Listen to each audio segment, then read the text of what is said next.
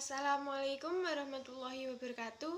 Di sini saya Dila Windy Puspitasari dengan NIM akhir 082 akan menyampaikan pembahasan mengenai analisis investasi dari saham ASMI dan WINS serta obligasi korporasi. Video kali ini saya buat untuk memenuhi tugas ujian akhir semester Manajemen Portofolio dan Investasi yang diampu oleh Bapak Anang Haris Firmansyah, MPD. Jadi sebelum ke pembahasan, topik utama kita adalah yang pertama, analisis fundamental saham PT Asuransi Maksimum Geraha Persada Tbk. Yang kedua ada analisis fundamental saham PT Wintermar Offshore Mari Tbk. Yang ketiga ada obligasi korporasi.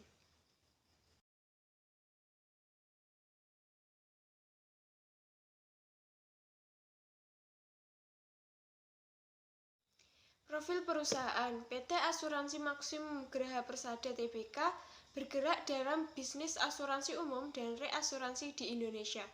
Perusahaan menawarkan produk asuransi kendaraan bermotor, kebakaran, kesehatan, kargo laut, uang, dan rekayasa, serta produk asuransi syariah. Ia juga menawarkan produk asuransi lain-lain yang terdiri dari pencurian, gempa bumi, kecelakaan diri, properti bergerak, umum yang komprehensif, produk dan kewajiban publik, ganti rugi profesional, kewajiban-kewajiban, dan jaminan obligasi. Perusahaan ini didirikan pada tahun 1956 dan berkantor pada pusat di Jakarta Utara, Indonesia. Dari kurva tersebut dapat dilihat harga saham pada PT Asuransi Maksimum Geraha Persada Tbk. Dari kurva tersebut adalah sebesar Rp50 untuk saat ini. Dapat dikatakan rendah dibanding harga sebelumnya. Dengan PER sebesar min 112,80%, dengan PBV sebesar 1,18%, dengan ROA sebesar min 0,39%, serta ROE sebesar min 1,09%. Terdapat kurva di sebelahnya yaitu dividen. Dapat dilihat dari kurva di atas bahwa PT Asuransi Maksimum Geraha Persada Tbk tidak membagikan dividen atau pembagian laba kepada pemegang saham dari banyaknya saham yang dimiliki. Net profit saham PT Asuransi Maksimum Geraha Persada Tbk. Net profit atau laba dari PT Asuransi Maksimum Geraha Persada Tbk pada tahun 2012 naik turun sampai tahun 2014. Sedangkan pada tahun 2016 signifikan mengalami kenaikan yang cukup tinggi. Namun tahun 2018 sebesar 80 miliar. Namun mengalami penurunan drastis di tahun 2020 sampai minus 100 miliar, kemudian tahun 2021 mengalami kenaikan sedikit sebesar 30 miliar, namun mengalami penurunan di tahun 2022, namun sampai sekarang laba dari PT Asuransi Maksimum Geraha Persada Tbk terus mengalami kenaikan lebih dari 200 miliar. Peningkatan ini bisa menjadikan kinerja perusahaan bagus, dengan demikian dapat memancing investor untuk menginvestasikan dananya. Kemudian ada aset. Dapat dilihat dari kurva tersebut menunjukkan bahwa perusahaan dari tahun 2012 mengalami peningkatan secara terus-menerus. Ini disebabkan karena perusahaan sudah bisa mengelola infrastruktur serta melakukan investasi yang cukup baik bagi perusahaan. Selanjutnya yaitu analisis fundamental PT Asuransi Maksimum Geraha Persada Tbk. Dapat dilihat dari analisis di samping atau tabel di samping, rasio hutang perusahaan ini kurang dari 1 atau sebesar 0,6 kali modal. Untuk current rasio atau aset lancarnya lebih besar dari liabilitas jangka pendek. Net profit marginnya, profitabilitas kurang baik karena NPM-nya lebih dari 10%, yaitu 30,31%. Tier saham ini memiliki saham tier 3 dengan market cap kecil di bawah 1 triliun. Net profit perusahaan belum mencetak laba positif dalam 3 tahun berturut-turut. Kemudian ada return on quality, profitabilitas juga kurang baik, ROE-nya kurang dari 15%, yaitu sebesar minus 1,09. Above intrinsic value mengalami undervalue karena harga saham di atas harga wajar. Kemudian ada price to book value yaitu undervalue, di mana PBV lebih dari 1 kali value perusahaan sebesar 1,18. Earning per share, perusahaan ini belum mencetak EPS positif selama 3 tahun berturut-turut. Profil perusahaan PT Wintermark Offshore Marine Tbk. PT Wintermark Offshore Marine Tbk mendukung layanan transportasi lepas pantai untuk industri minyak dan gas di Indonesia, Malaysia, Brunei, Myanmar, Thailand, India, dan Taiwan. Perusahaan beroperasi melalui 3 segmen, sewa kapal sendiri, sewa kapal pihak ketiga, dan jasa lainnya. Armada meliputi kapal pemasok platform, kapal pemasok tunda penanganan jangkar, kapal tunda penanganan jangkar, kapal unitas cepat, kapal pemasok serbaguna.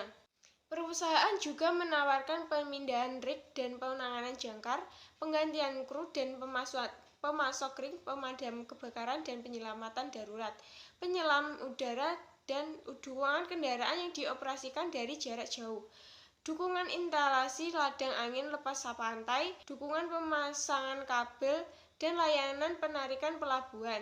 Perusahaan ini memiliki pengoperasian 38 kapal. Perusahaan ini sebelumnya bernama PT Swakarya Multi Shipping dan berubah menjadi PT Wintermark Offshore Marine Tbk pada September 2010. PT Wintermark Offshore Marine Tbk didirikan pada tahun 1970 dan berbasis di Jakarta Barat, Indonesia. Harga saham dari PT Wintermark Offshore Marine Tbk dari kurva tersebut untuk saat ini adalah sebesar Rp402, di mana harga tersebut naik 5 tingkat dari harga sebelumnya. Harga tersebut dapat dikatakan berada di posisi tengah karena sebelumnya harga saham PT Wintermark Offshore Marine Tbk pernah mengalami kenaikan sebesar Rp680 dengan PER sebesar 164,44% dengan PBV sebesar 0,96% serta ROA sebesar 0,38% serta ROE sebesar 0,59%.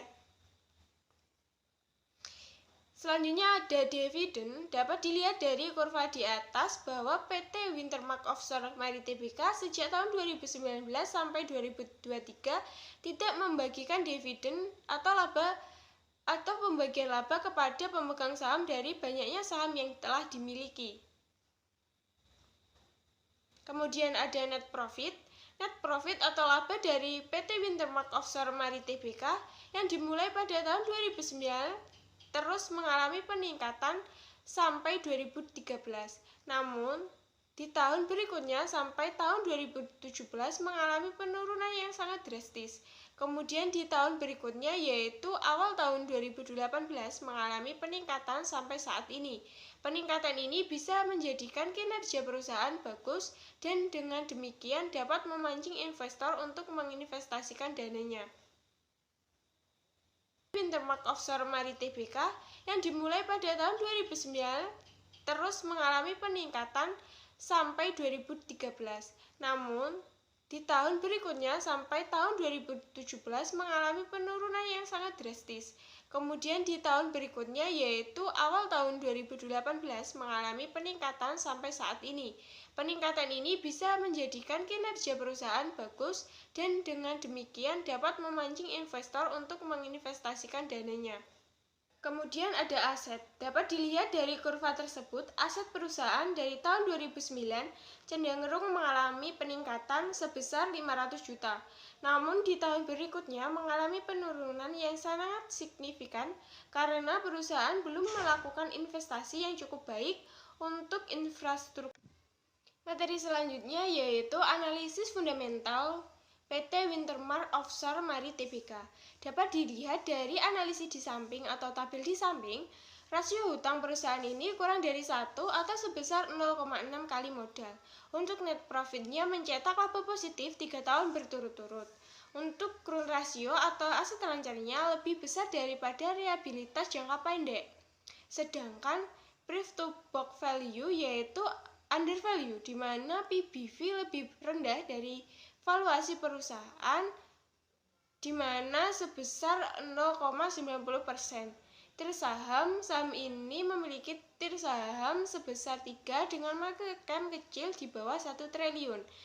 Kemudian ada net profit margin, profitabilitas kurang baik karena NPM-nya kurang dari 10%, yaitu sebesar 8,68%. Return of quality, profitabilitas juga kurang baik. ROE-nya kurang dari 15%, yaitu sebesar 0,59%. Book incentive value mengalami undervalue karena harga saham di atas harga wajar. Kemudian ada earning per share. Perusahaan ini belum mencetak EPS positif selama 3 tahun berturut-turut. Topik selanjutnya yaitu obligasi korporasi. Obligasi korporasi adalah obligasi yang diterbitkan oleh perusahaan swasta nasional termasuk BUMN dan BUMD. Obligasi dapat dijelaskan sebagai surat utang jangka menengah atau panjang yang dapat memindahtangankan yang berisi janji dari pihak yang menerbitkan untuk membayar imbalan berupa bunga pada periode tertentu dan melunasi pokok utang pada waktu yang telah ditentukan kepada pihak pembeli obligasi tersebut. Materi selanjutnya yaitu keuntungan membeli obligasi korporasi dan keuntungan penjualan obligasi korporasi. Keuntungan membeli obligasi korporasi memberikan pendapatan tetap berupa kupon atau bunga. Kupon atau bunga dibayarkan secara reguler sampai dengan jatuh tempo dan ditetapkan dalam persentase dalam nilai nominal. Tingkat bunga atau kupon obligasi biasanya lebih tinggi dari tingkat bunga yang ditawarkan deposito perbankan. Hal ini merupakan ciri utama obligasi, di mana pemegang obligasi akan mendapatkan pendapatan bunga secara rutin selama waktu berlakunya obligasi. Bunga yang ditawarkan obligasi umumnya lebih tinggi daripada bunga yang ditawarkan deposito perbankan atau sertifikat Bank Indonesia.